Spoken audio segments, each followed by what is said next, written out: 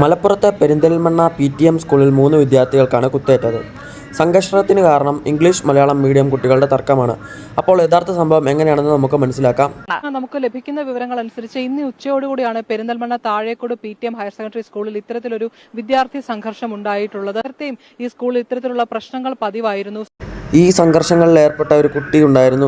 ആ കുട്ടി കുറച്ചു നാളുകളായി സസ്പെൻഷനിലായിരുന്നെങ്കിലും പരീക്ഷ എഴുതാനുള്ള അനുമതി കൊടുത്തത് കൊണ്ട് തന്നെ പരീക്ഷ എഴുതാൻ കുട്ടി സ്കൂളിൽ വരുമായിരുന്നു.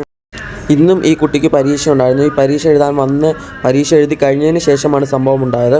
3 പേർക്ക് കുത്തേറ്റു എന്നാണ് നമുക്ക് ലഭിക്കുന്നതായിട്ടുള്ള വിവരം. വളരെ മൂർച്ചയേറിയ ഒരു വസ്തു കൊണ്ട് തലയ്ക്ക് മുറിവേറ്റു എന്നാണ് പോലീസ് നമ്മളോട് പറഞ്ഞിരിക്കുന്നത്. ഈ പരിക്കേറ്റ 3 വിദ്യാർത്ഥികളെയും പെരിന്തൽമണ്ണയിലെ സ്വകാര്യ ആശുപത്രിയിലും അതുപോലെ തന്നെ മഞ്ചേരി മെഡിക്കൽ കോളേജ് ആശുപത്രിയിലും പ്രവേശിപ്പിക്കുകയാണ്.